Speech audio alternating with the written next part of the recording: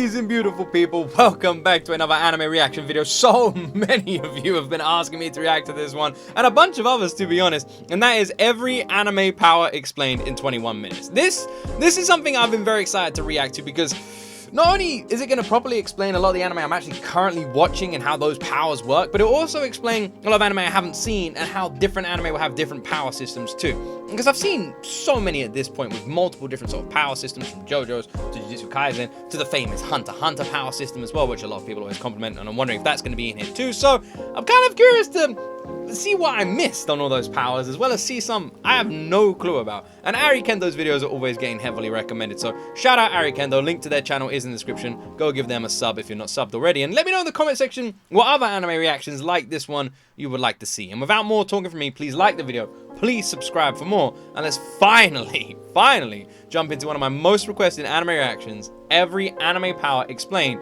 in 21 minutes.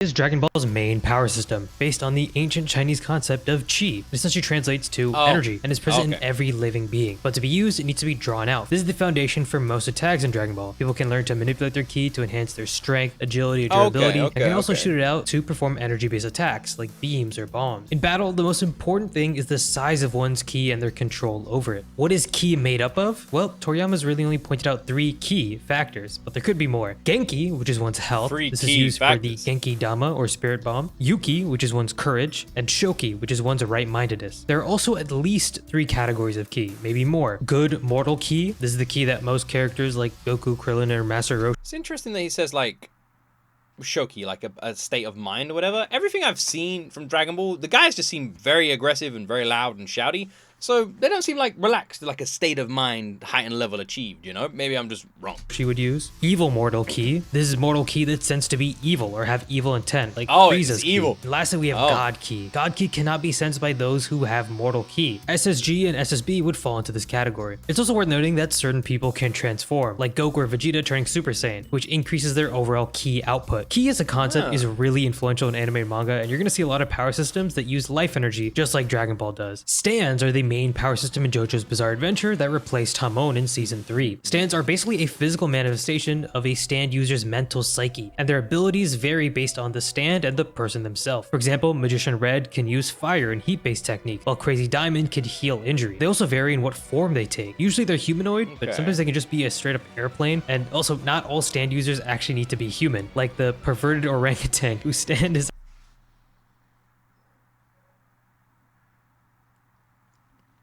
It's too soon, man. It's too soon. It's too soon. It's too soon! I don't ever want to talk about that damn monkey again! It's a fucking ocean liner. Also, most stands are either based on a color and a tarot card or a musical artist. So if I had to choose a stand, I'd probably make mine Pink Guy. Hey, boss. The most common way for a person to get a stand is to be pierced by the stand arrow. This is an arrow that's created from a mysterious meteorite, and getting pierced by it will either give that person a stand or kill them. Once given a stand, this awakening will pass through that person's bloodlines. This is why Dio's stand awakening gave Joseph and Jotaro stands as well, because he was using Jonathan's body. But it's also why Jotaro's mom gets sick, since some people's bodies cannot handle the power of a stand. In addition, all stands have certain stats associated with them that are ranked from E to A. The stats are precision, speed, range, resistance, destructive power, and developmental potential. Although I just clicked off for a second because I was literally just thinking about I don't even know what I was thinking about actually. But like I've been asking about this fucking wheel for ages, for so long. Because we're currently watching JoJo's Bizarre Adventure. We're in part 3. Luckily, it doesn't really seem to be any spoilers, which is kind of cool because I was kind of worried about this. But no, it seems kind of chill, which is great. And hopefully, it stays spoiler-free. Actually, I think we're about to end Stand anyway. All right, that's cool. I was a little bit worried. Yeah, so this I've been asking about for ages. I should really get like a poster of this because it shows this like with every time it showcases anybody. I don't really know what it like. I haven't known what it meant, but now I can see it. All right, durability, range, precision. Okay, All right, I've been dying to see this, like, because there's no translation, so I've been very curious about it. I'm actually super happy it's showed here. To be honest, the most important thing in stance is their signature ability. Chakra is the main power system in Naruto, and is the basis for all jutsus. Chakra is basically one's stamina and life force, and by molding it through hand signs, ninjas can create different jutsu techniques. Although, depending on how experienced the ninja is, they may not need hand signs at all. In general, there are 3 main types of jutsus. Genjutsu, which involves illusionary techniques, where a ninja creates sensory illusions to their opponent. Taijutsu, which is usually physical martial arts. And ninjutsu. Most ninjutsu techniques use chakra to create special attacks, like fire release or Rasengan. Generally, So, Taijutsu, I'm gonna be honest, is the one that I always associate with just your standard ninja abilities, which is why we love Rock Lee so much. It is your standard ass ninja ability. Like Taijutsu is your most classic ninja representation you're going to get, which is how I've already imagined it. The rest are just fucking crazy magical woohoo. the amount of chakra a ninja has is capped, and once they reach their limit, they will have to rest. This limit is usually linked to your genetics, but can be trained to be increased. Every person's chakra is also different, and gives That's a great illustration. I like it. off a unique chakra signature. Nice. Entire clans can have different chakra signatures, like the Uchiha clan. Most ninjas' chakras also have an affinity towards one of the 5 basic natures, allowing them to transform their chakra. These 5 elements are fire, wind, lightning, earth, and water. There are also a lot of other elements that can be used in nature transformation, but I'm not going to go over them. There are also certain ninja techniques that can only be passed through bloodline, known as Keki Genkai. An example of this would be the Sharingan, which is selectively passed through the Uchiha clan. Alchemy is the main power system in Fullmetal Alchemist. It's a science and magical art that involves When I saw a picture on the right there, I was like, just to be safe, I'm not going to look at it. So I just looked to the left, so I didn't even look at that picture, just to be safe. Just to be safe. It's probably fine, just to be safe. Just be on the safe side. Yeah, I feel like I kind of understand how chakra works anyway. Like, it's a fairly simple sort of one to, get to grips of. And the 3 different elements and... Elements? Is that the right word? No? You know what I mean. But yeah, that one's not too bad. That one's like quite easy. I'm actually very much looking to seeing how the Hunter x Hunter one works, because I feel like I might have missed that. Actually, Fullmetal Alchemist Brother's going to be really good. altering matter using energy. This is known as transmutation, which involves 3 steps. First is understanding the material being transmuted, basically what it is made up of on a molecular scale. The second step is deconstruction. This involves using energy to break down the material into a new state. And finally, the last step is reconstruction, creating something new from material that was just broken down. You can transmute basically anything. Solids, liquids, and gases are all fair game. And to successfully complete a transmutation, the alchemist has to have an understanding of the chemistry and alchemical theory associated with whatever they're creating. I really like this because you get to see a lot in Fullmetal Alchemist Brotherhood where you see people studying. Actually studying. I mean, the Elric brothers are a perfect example of that. They're hard studies. So whenever they're trying to learn something, whenever they're trying to overcome something, they just go to a library. And it's one of the common things where they'd go to a town, they'd go to the library. And it's because they were always studying. So you have to learn and understand different abilities to be like different elements of your alchemy to be able to actually use that and utilize it to begin with, which I like. I like because it's kind of like a video game in a way. You got to learn how everything works before you can actually use it. You got to unlock it all mentally. Which is literally like real life. If you want to be able to do any kind of real life science, you have to understand what the hell you're doing. Leads to the core principle of alchemy, the law of equivalent exchange. To obtain something of equal value must be lost. And if you fail to follow this law, some really bad shit can happen. This is known as a rebound, where an imbalance causes a catastrophic taking or giving to the alchemist. This can result in mutations, injury, or even death. In order to do a transmutation, most alchemists must create a transmutation circle first, which can be drawn on the ground with really anything. Chalk, pencil, piss, whatever. Most alchemists need to use a circle, but if one has seen the gate, they understand the true nature of alchemy and can do it with a simple clap. However, alchemists aren't limited to just transmuting inorganic material. Alchemists can transmute living beings to create chimeras, which are usually mixes of 2. Nah, I knew it. I fucking knew it. I knew that there was no way we were gonna be able to get through someone talking about Fullmetal Alchemist Brotherhood without them bringing up the fox guy. I knew that the fox guy. I just called him fox guy. That's a lion. The lion guy. I knew they were going to talk about the lion. Yeah, you know what I'm talking about. I don't even want to talk about it. I'm not even looking down there. I'm moving on. Fuck off. Different species. In addition, you can even bond human souls to inorganic materials, like Alphonse, who has no actual human body, but is bound to a suit of armor. Also, it's worth noting that humans' transmutation is possible, but highly frowned upon and considered the greatest sin and taboo for an alchemist. Let's try it again. Maybe it'll work a second time. We should try it one more time before we know it doesn't work. Another thing I want to think about. Did we ever see anyone else get attached to any kind of armor or that sort of thing? We did, right? We did. Yeah, we did. All right, yeah, okay. I was just trying to like remember it from Fullmetal Alchemist Brotherhood, similar to Alphonse. Quirks are just superpowers that are passed down genetically. Basically, this baby in China started glowing, and that was the beginning of the public recognizing superhumans in their society. Since quirks are genetically passed, you can get quirk hybrids from 2 different parents, like Todoroki, who inherited his father's fire powers and his mom's ice powers. Quirks Damn, are like that's so physical cool. abilities. That's The well more cool. you train them, the stronger they can get. There are 3 main types of quirks. Emitters, which allow their user to generate or control certain things. Usually, these quirks I can't require wait a to watch them, conscious man. I'm action to excited. A lot of people activate. think This I'm gonna covers the really like majority it. of quirks in the show, like Kaminari's electricity or Bakugo's explosion. Transformation allows the user to temporarily transform, altering their appearance, strength, or other attributes. Like emitters, you consciously have to activate this ability, like Himiko or Kirishima in the show. Mutants are basically just permanently mutated humans. Sometimes mutants will gain an extra limb. Examples include Fukage yes. and Ojiro. Your classic Fullmetal.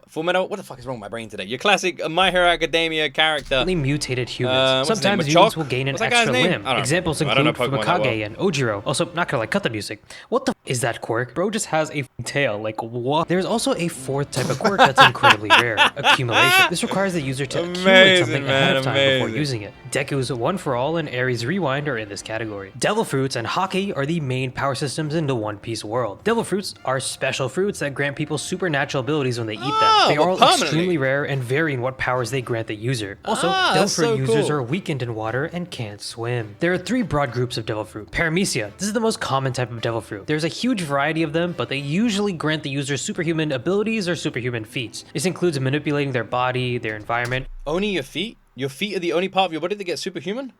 That's weird, man. or even creating substances. Zoan. This type of fruit allows someone to turn into a specific animal or hybrid. And Logia, that's the cool. least common type and considered to be the most powerful. The best way to counter Logia devil fruit users is to use Haki, which is introduced later in One Piece. Haki is basically just energy manifested from willpower. There are 3 distinct types. Observation Haki, which kind of gives the user a 6th sense, allowing them to sense attacks. They can also be used to sense find an stuff. opponent's I got presence, the Spider-Man strength, or ability. even their emotions. Armament Haki allows the user to mold their aura into defense, to defend against attacks or even increase their own attacks. You can apply armament Haki onto your body or even a weapon. This is generally considered the best counter to Logia devil fruit Okay. users. So is that kind of like Danmachi then? You know, how you can like enchant something, sort of thing. No, I don't know. Last and most powerful is Conqueror's Haki. This gives the user the ability to unleash their willpower to overpower the wills of others. This is an incredibly rare Haki skill that only Like a 1 vampire. in millions can use. Nen is the main power system in Here Hunter we x Hunter, go. and Here also we my go. personal favorite. Nen is essentially one's life energy or aura, and being able to control and manipulate it makes someone a Nen user. Non-Nen users can't see Nen, as you must first master Gyo, which is an advanced Nen technique where someone concentrates their aura into their eyes to see Nen. To understand your Nen Most people that I speak to, anime fans in general, all say that Hunter x Hunter has one of the best fledged out power systems in all of anime. And when I started Hunter x Hunter, I didn't know anything about it. When I finished Hunter x Hunter, this anime became a joint #1 anime for me. Not just because of the power system, but because it is fucking incredible. which is an advanced Nen technique where someone concentrates their aura into their eyes to see Nen. To understand your Nen type, you basically have to put a leaf in some water and see what happens. If the glass overflows, then the user is an enhancer. Enhancement types allow the user actually to true. enhance and strike their body using their Nen. It's also considered the most basic aura type, since it's mainly focused on just boosting attack and defense, like Gon in the show. If the taste of the water changes, then the user is a transmuter. So I guess Jesus was technically a transmuter. Transmuter types allow the user to change their aura to mimic or replicate a certain substance. This includes electricity like with Killua or bungee gum like with Hisoka, which you see has the properties of both rubber and gum. If the color of the water changes, then they are an emitter. Did you guys know that? Did you guys catch that? You probably didn't catch it. Let me rewind, just in case. It's very complicated. Hold on 1 second. Hisoka, which you see has the properties of both rubber and gum. If the color of the Did you catch it that time? One more time. Just, it's a complicated... hold on, one more time. or bungee gum like with Hisoka, which you see has the properties of both rubber and gum. If the color You probably got it that time, right? You didn't. Nah, I'm joking. Don't worry. the water changes, then they are an emitter. Emission types mean that they can easily emit their Nen, separating it and usually using it in range attacks, like Razor and Leorio. If impurities in the water appear, then they are a conjurer. Conjuration users can create physical material objects out of their aura, but they first have to visualize and feel what they're trying to create, like Kurapika with his chains. The nice thing about conjuration is you can conjure or dispel it immediately. immediately. If the leaf moves, then they are a manipulator. Manipulation types can control living or non-living things using their aura. God damn, man, Hunter x Hunter is so cool with his combat. I love it. Examples of manipulators include Illumi Zoldyck, Shalnark, and Minecraft YouTubers. Lastly, specialization types are basically the outlier, as they don't really fit into any of the other Nen types. Usually, these Nen users have insane abilities, like Neon's ability to write the future, or Aluka's ability to grant any wish. While Nen users are usually more proficient in a single type of aura, depending on which aura you have, techniques from other types are still possible. Those techniques are easier the closer they are in this chart, and harder based on how far they are. In addition, Nen users can create self-imposed limitations, which can I love this so much, man. It's so cool because like everything sort of has like a price, similar to how Fullmetal Alchemist Brotherhood works, whereas everything has like an equivalent exchange. It's the same in Hunter x Hunter. Everything has a price, which we're just about to hear with Binding Vows, which I really like too. You can get to a certain level, but if you want to get beyond that level, it's very difficult. Without years and years and years of training, the natural abilities are sort of limiting, so you have to really knuckle down, which is what is so brilliant about our two main characters, Killua and Gon, in Hunter x Hunter. It is the fact that they have to fucking work for it. It's not given to them. They're not just born with these abilities. Like, we see them constantly work for it. And in a lot of cases, they are the weaker people in the room. In fact, throughout nearly all of Hunter x Hunter, they are usually the weaker ones. Only near the end they start getting to a stronger level. And even at that point, they are still weaker when compared to a lot of the people who are helping them on that final mission. That is why I love this anime. It is realistic. We follow the story over a couple of years or whatever it is in Hunter x Hunter, and they only showcase a couple of years of progression because it is realistic. By the end of Hunter x Hunter, where we're at least caught up to now, they're still not the most strong.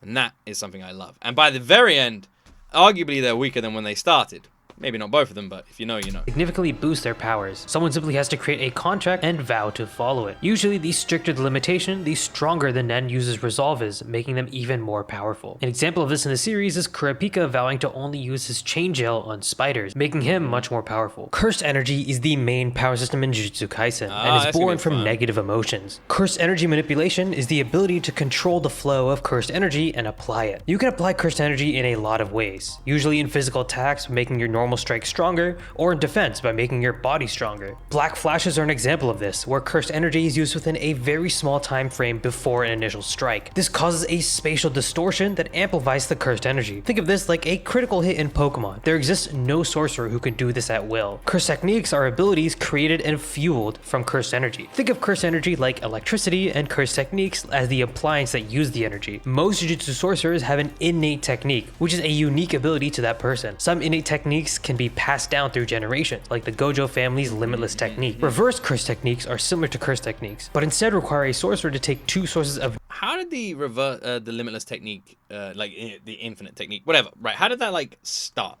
Did someone have to like unlock that, do something to achieve it, or was it just randomly given? Negative cursed energy and multiply them together, creating positive energy. This is extremely difficult for most sorcerers, and usually the positive energy is used for healing. Like Nen, you can also create binding vows that set conditions that increase your power. For example, Nanami limits the amount of cursed energy he can use during working hours, but once he goes into overtime, his cursed energy increases. In addition, revealing your cursed technique to your opponent actually increases the power and the effectiveness of it, which, by the way, such a genius way of having characters explain their technique in the middle of a battle without it being awkward for the viewer. And so true, so true. In most anime, you always have fucking characters who are like, Haba! Now I'm going to show you my ultimate move, which I've been training for absolutely ages. It is the ultimate move of Shlagalaga Bluga Bluga Fluky Fluke. And this move, I had to travel to the mountains, and it's like, man, I don't give a fuck, we're halfway through a fight, fuck off.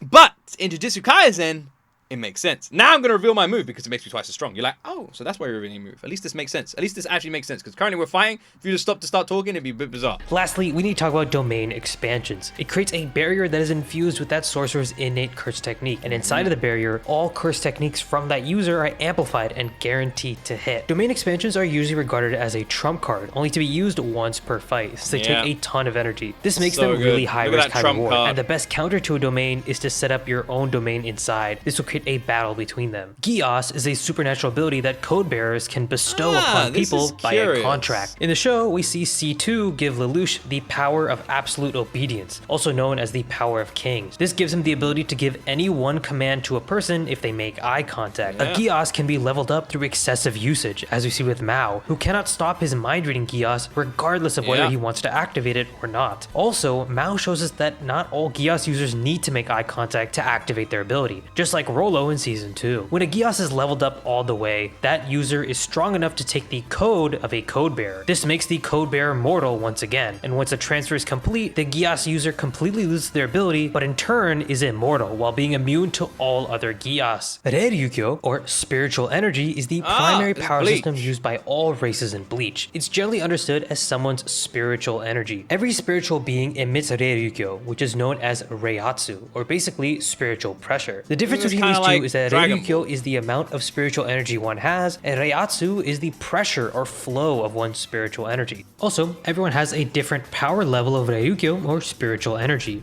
The first is basic, then average, then high spiritual power, then great, then immense, then immeasurable spiritual power. Okay. Different races have entirely different patterns in their Reiatsu, and using a technique known as Reikaku, or spiritual sense, one can identify a person simply from their Reiatsu. There are many different races and types of spirits in Bleach, and each effectively have their own power system, but they still fundamentally use Reryukyo as the basis. The first of these races is— Wait, each of the races has their own power systems? Fucking hell. That's kind of... You know what? That's actually kind of brilliant. The idea of taking different, like, anime power systems and putting them against each other in one anime. Like, imagine you took the chakra, the nen, and freaking Geass, and you put them all into one anime. And you have these different... Like, that could be something that, like, One Punch Man could do with all the freaking aliens and stuff, right? You could have these different beings with completely different power structures that don't even level or are relevant to your one. So you have to learn to just adapt to it. And how they're going to match up is going to be completely different. If that's what Bleach does...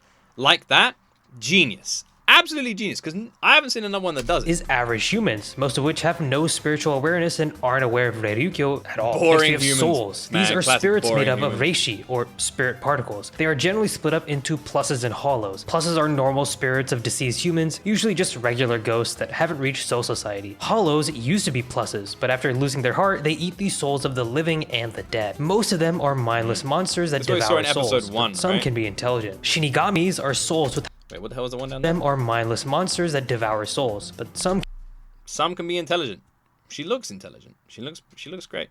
She looks cool. I like her hair. Can be intelligent. Shinigamis are souls with high Reryukyo and a body made of reshi. Their main work is to send pluses to Soul Society and purify hollows. Zanpakutos are also the main weapons of Shinigami, and the art of wielding one is known as Zanjutsu. In addition, the full release of one Zanpakuto is known as Bankai. This releases an immense amount of power. Yes, Fullbringers are a race of humans who are spiritually attuned and have the full bring ability, which allows them to manipulate the souls in all physical matter or objects. Their powers are more close to a hollow than a Shinigami due to how they're born. Quincy's are a race of humans that inherited their spiritual powers from Yu Havok. Quincy's notably have the ability of reishi manipulation and can create spirit weapons from it with a Quincy cross. Bounce are a race of artificially created spiritual beings in the Soul Society that can live forever through consuming souls, usually of humans that are already dead. Although if one drains the soul... Oh, okay, so I was just about to say, so these guys are bad. They go around consuming human souls, but then... Wait, he did say usually, though. So some of them might be bad, because he said usually souls that are already dead. But then again, where are these souls supposed to go to? Is there like in Bleach, is there like a heaven? Because the idea of consuming a dead soul, if the soul doesn't go anywhere, then that's not really like hurting anybody, right? But if the souls do go somewhere, if there's like a paradise or an afterlife or something like that, and they're eating those souls and stopping that like eternal bliss, then yeah, they're kind of fucking bad. Well, if a living human, they can gain a large boost in power. Devils in the Chainsaw Man universe are supernatural beings. Every devil is born in hell, and each is given a name that correlates to a concept. Their power is directly related to what their name is and how many living beings fear that concept. Like, the dog devil is probably pretty weak. Wait, maybe not. While most devils hate humans, some don't. Like the Chainsaw Devil, who loves Denji enough to live with him as a pet, and in the first episode literally saves his life by replacing his heart. In this sense, Denji isn't actually a devil, but a human-devil hybrid, as he can notably summon chainsaw powers by pulling on his ripcord. Power, however, is very different, since she is a fiend. Fiends are devils that have taken over human corpses, and when a devil becomes a fiend, they will lose a lot of their initial power and usually grow horns. Devil contracts are binding verbal agreements between humans and devils that must be followed. Most contracts involve a human giving up something that is valuable to them or would cause them suffering in exchange for a devil's power. Titans are the main power system. I kind of wish that they would have gone into it a little bit more. I guess you don't really need to, but the idea of devils I find fantastic, you know? Because the concept behind what humans fear and what could be more strong and what could potentially be like more terrifying, and like what do you think is the most common fear? Like, would there be a heights devil? Would there be like I don't know, freaking like knife devil, gun devil? Would there be something more random, you know, a water devil? Like, what do people fear? And the concept behind it is brilliant because each devil is stronger based on the fears. And then what, like the death devil? I would imagine the most common fear amongst all of humanity. I mean, the thing that even religions come from is death, is the idea of an afterlife and death and wondering what happens when you die. It all comes from that moment. So most people on this planet, that's like most religions are based around death and the afterlife and that sort of thing. So again, and that's what I imagine would be the best devil or the scariest devil. But then you have other ones, guns, knives, and I don't know, the bomb devil, things like that. Anyway, I'm getting off tangent here, but I fucking love the devil system. It's so cool. An Attack on Titan. While there are your normal everyday titans, there are also special intelligent titans that humans are transforming into. To transform into a titan, you must first be a subject of Ymir, and you must have either eaten a previous titan holder or had their titan spinal fluid injected into your veins. Eldians can transform into titans by inflicting wounds on themselves, usually by drawing blood. There are a total of 9 bad boys and girl. The Armored Titan has extremely powerful armor plates on top of it, making it very durable. It's capable of withstanding cannon shots and breaking through walls. It's also impossible to kill with normal ODM gear and blades, as you need missiles to break through. The Beast Titan has an animal-like appearance and specializes in throwing objects in the shell. Bro. However, it's worth noting that the Beast Titan can take on other forms. It's not limited to a monkey. It can include wolves, snakes, bulls, etc. The Cart Titan is a quadrupedal titan that specializes in speed and endurance. Most chill titan it's ever. able to regenerate its titan form a lot more than the others. The Colossal Titan is notable for its insane size, standing at over 60 meters high. That's around 196 feet for us Americans. And since it's so massive, the heat generated from a being that size forces it to emit steam. The Female Titan can mimic some abilities of...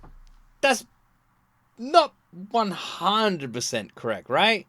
So the Colossal Titan, due to its own body, is constantly, due to its own size, is constantly in, like, destroying its own body and regenerating it at the same time. And due to that regeneration is what causes the steam, which is what causes the danger, right? So when the Colossal Titan wants to use a steam-based attack, it just has to destroy its body, regenerate it quickly, and that steam-based attack is where that comes from. Is that correct, or am I wrong? Let me know in the comment section down below. Other titans, and can also harden parts of its skin. The abilities about this titan are a little unclear. I've always wondered if you have to be a female to inherit the female titan, but it's not like other women can't inherit the other titans. If anyone know why the female titan is special and why it's gendered, let me know in the comments. The Jaw Titan is known for its powerful jaws and claws, able to tear through anything. It's also understood to be the fastest of the 9 titans. The Warhammer Titan is able to construct structures out of hardened titan flesh, most notably a giant hammer. It can also separate the user from its main body, making it very hard to kill. And okay, this next AOT section is gonna have spoilers. I mean, the entire thing does, but I would say this next section has the most spoilers. It goes over content in the last season and even the... Well, we're up to date. But I will say, the fucking Warhammer Titan, so cool. So cool. I feel like Eren just fucking walked through that motherfucker, but it's so cool. It's so cool. Like, I'm a huge fan of the Warhammer Titan's abilities. I think it is OP as entire shit. thing does, but I would say this next section has the most spoilers. It goes over content in the last season and even the ending of the show. The Attack Titan is Eren's signature titan. The Attack Titan has the ability to see through the memories of its past and future holders, just like we see in the ending. And lastly, the Founding Titan, the first of all titans. Just by screaming, it can create and control other titans and all other subjects of Ymir. In addition, the Founding Titan can look into the past, and eventually Eren Yeager ends up controlling this as well. Breathing styles are the main power system for the Demon Slayer core, and they're essentially just weapon techniques, usually used on swords. They utilize total concentration breathing, which is a way for Demon Slayers to control their breathing and enhance their physical attributes. All breathing styles are derived from sun breathing, the first breathing style. There are also 5 derivations of this that are the fundamental elemental breathing styles: flame, water, wind, stone, and thunder. There are also a lot of smaller breathing styles that come from these elements to create new breathing techniques, like love and mist are created from flame and wind. We love the Love Hasher. That's our girl, man. That's our girl. Respectively. What is... You know what? We also love our boy on the right there. We love him. What's interesting about the breathing styles is that the element we isn't love them all. actually created They're in all real amazing. life. All of the water or fire you see is added for us as a visual metaphor to help us understand how the character themselves sees the technique they're doing. Servants are the main power system in the Fate series. It's worth noting that magic does exist, but I'm mainly going to focus on the summoning of servants, which are spirits from ancient legends or history that have been summoned to fight under masters in the Holy Grail War. Hold on a second. When I think about it, it kind of sounds like slavery. There are 7 classes of servants. The Saber class, known for their physical ability, are powerful melee warriors who usually wield swords. The Lancer class are generally very agile and use longer ranged melee weapons. The Archer class are usually equipped with long range weapons and have the very powerful skill of independent action, allowing them to act even without magical energy from their master. Yes, every servant does need magical energy pumped constantly from their master. Well, except for archers. The Rider class is known for its speed and powerful noble phantasms, which are essentially just treasured items. I love the Rider classes. The Rider classes might be my favorite classes. I'm thinking about some Rider that I really... They can ride. Oh boy. Like swords, spears, and even mounts. The Caster class is skilled in magecraft and have the skill territory creation, which can create a space around them to enhance their sorcery. The Assassin class is proficient in assassination and stealth. Their special skill in presence concealment allows them to remain undetected. Usually they will target masters instead of servants. And lastly, the Berserker class, no, not that Berserker, are servants that have gone mad or fight recklessly. This allows them to use their special skill, Mad Enhancement, which trades their sanity for insane power. And personally, I've always thought the Berserker class was the coolest. Magic and Battle Aura are the main power systems in Mushoku Tensei, and I'm going to focus mainly on magic here. Magic requires mana to produce an effect, and all living beings born in this 6-faced world have mana, excluding people who are summoned there. Most people believe that mana is determined at birth, but Rudius proves us wrong. He shows that the more mana you use in your childhood, the larger your mana pool grows. Now, normally you have to recite a spell for it to activate, but silent spellcasting is possible, just very unorthodox. There exist 3 main categories for magical spells. I love that in Mushoku Tensei, you literally have Rudy, who comes into this world completely randomly, and then discovers what the world knows to be genuine and lore, and this is how it works, and immediately, as a fucking child, proves it wrong, changes the system, and does his own shit. Attack, healing, and summoning spells. Summoning is pretty self-explanatory. But attack magic is broken down into 4 different schools: water, earth, fire, air. Long ago, the healing magic is also divided into 4 schools: healing, detoxification for poisons, divine strikes for fighting spirits, and protection. There are other special types of magic that I haven't covered, and also every magic spell has a rank titled based on how much mana it consumes or how powerful it is. Your rank as a magician is based on the highest rank spell you can cast in any one element. The first rank is beginner, then intermediate, then advanced. This is where most skill mages land, and only 1 in 100 mages are even capable of becoming an advanced magician in a single element. Next is saintly. This is the rank that Rudius achieves with Roxy. Then kingly. This is where Roxy is. She's a kingly level water mage. Then imperial. And last we have divine or god level rank. And that's every anime power explained. Make sure to subscribe and leave a comment on what you want me to cover next and what I got wrong, because with this many intricate power systems, I know I got something wrong. And yeah, peace. I feel like there was a couple of things that I felt like were a little bit off, but I don't even know. So there's like twice in this reaction I was like, that's not right. But then I'm like, I bet people in my comment section be like, actually, Luke, you're not right, and he's not right. This is right. And then there'll probably be people replying to those people going, actually, you know what? He wasn't right, Luke wasn't right, you weren't right, and now I'm right. And then everybody, and then, you know, the circle of life continues, and we're going to hold up Mufasa, and I don't know what the fuck happens. Anyway, Ari Kendo nailed it. What I was trying to say was, despite the fact that I felt like there was 2 tiny little things that just weren't that big of a deal, my guy does an excellent job at these videos. Really, like, just puts it all out in a nice sort of way that's not too heavy on the spoilers, other than Attack on Titan, but he did give us a heads up for that one. And, like, really showcases the, like, I wanted to just know about the powers. Nen was one of the ones I was most excited to sort of see someone else talk about, mainly because, much like most people, I really like Nen. I like the way it works. I like the agreements that can be made. I like how it sort of works. I also like that Ari Kendo left out quite a lot of the Nen-based stuff, which is cool, because if you haven't seen Hunter x Hunter, you're not really going to get any spoilers from that, because there's still quite a lot around Nen that is left out a little bit, or the levels of Nen, and anyway, I don't want to talk about it either. But I really feel like that was one I was excited about too. Chakra was interesting as well, mainly because it's an anime I'm currently watching. Even though I feel like I've kind of got the grips with that one as well, it's not too bad. Chainsaw Man I find very cool. I love the elements of Chainsaw Man. I think it's awesome. I really like it. And it's one of the reasons I fell in love with that anime is because the concept is so cool. The idea of fears manifesting into devils that then fight back on humanity, and their strength is measured by the fears that humanity gives them. It's almost like a god with prayers in a lot of like ancient mythology, you know? The more prayers a god has, the more famous a god has. I mean, even in the modern telling of American gods, the stronger those gods are. But it's the opposite, which I really like. Kind of like Hades' portrayal in Clash of the Titans. The fear is what gives them strength, which I find very cool. Which is why I've always kind of liked the Chainsaw Man elements. And it's why I think a lot of us are always like, with Chainsaw Man, it's like, what about this? What about this? It lets the fan base have those questions and have those arguments. What would win, you know? People scared of this, people scared of this. What one would be more terrifying to come up against? And also the fact that you can make agreements to use the abilities, we have to make sacrifices.